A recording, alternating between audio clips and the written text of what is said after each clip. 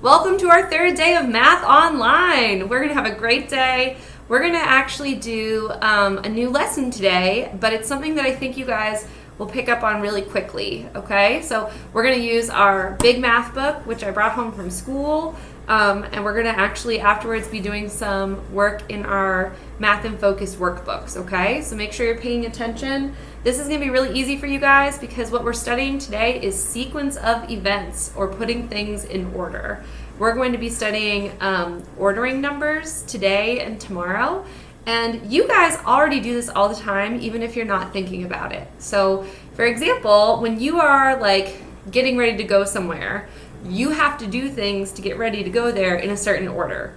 So, like if I were going to go outside and go on a hike, I would have to put on my shoes and socks. But would it work really well for me to put on my shoes first and then put on my socks? No, that would be really silly. That wouldn't work, right? Some of you guys did that for Wacky Wednesday, which was super fun, but for a normal day, that's not really going to work. So whether you know it or not, you guys are putting things in order all the time. So we're going to just go over a couple things with our big book. You can see here, it's got a picture of some baby birds and a mama bird, and it's just trying to show us that things have to go in a certain order. So you guys know that the first thing that would happen here is that the mama bird would have her eggs in a nest, right? We know that birds aren't born live. They're not mammals, okay? They come from an egg. You guys know that from our science unit. So the first thing that would happen here in this picture is that the mom bird would have some eggs and keep them all nice and toasty in the nest. If you go outside, you could probably see this happening around your neighborhood now because it's spring and it's the time when baby birds are being brought into the world via eggs. So it's pretty cool. Our next thing is actually the word next. So when we're describing the order things go in, we say first, and then we can say next, next. The next thing that would happen is these little baby birds, they're starting to break out of their shell. They're starting to come out. I'm going to try and get this closer. Look at that. There they are. They're getting ready to come out. And finally, when we finish describing the order things go in, we say last. So the last thing is that the baby birds are all the way hatched and they can fly out of the nest. Would it be possible for this to happen in a different order? No, you're right. It wouldn't be possible. So we're just looking at these words over here. These are words you guys use all the time, but we're just sort of buckling down and studying them a little harder right now. When we describe the order something happens in, we can say first, next, and last. And to demonstrate that the order things happen in is how important it is, I'm going to show you what happens if you try to make a peanut butter and jelly sandwich out of order. Okay, so I've got some ingredients here. Let's see, the first thing I have is 2 pieces of bread, I got peanut butter, got jelly, and I have a knife. So we're going to make a peanut butter and jelly sandwich, and we're going to use the words first, next, and last. So it's really important when I'm doing this to do the things in the right order. Like the last thing that I do when I make a peanut butter and jelly sandwich is I eat the sandwich, and I'm really excited to eat that sandwich. Could I do that first?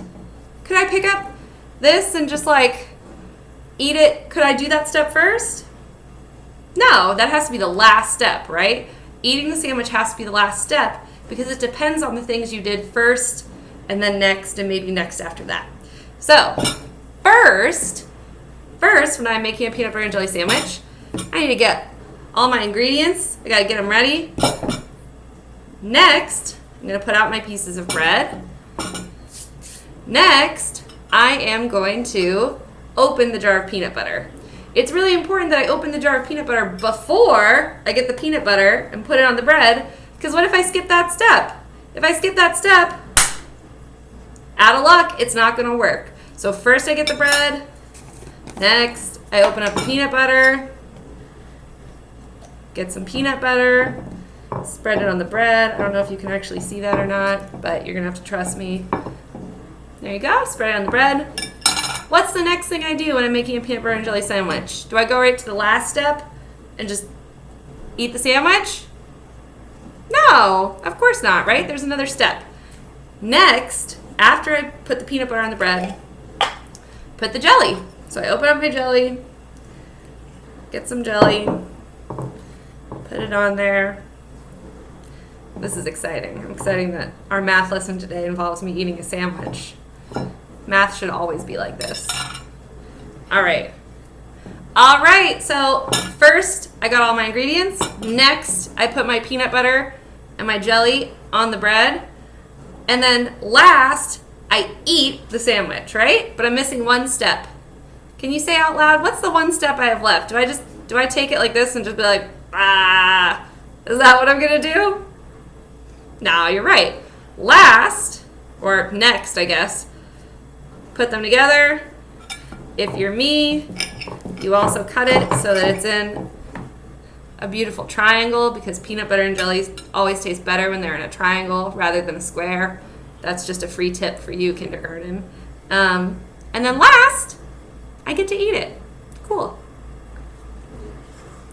And it's delicious, like peanut butter and jelly always is. So anyway, that's our math lesson today. We're going to practice using first, next, and last to describe the steps that we take to do different activities. And you're going to do this by doing pages 40, 41, 42 in your math workbook. I believe those are the right pages, but I'm going to post it for sure in the document that your parents have that say what you're going to do today. So yeah, you're going to do some workbook pages and practice our first, next, and last. All right. Have a great day.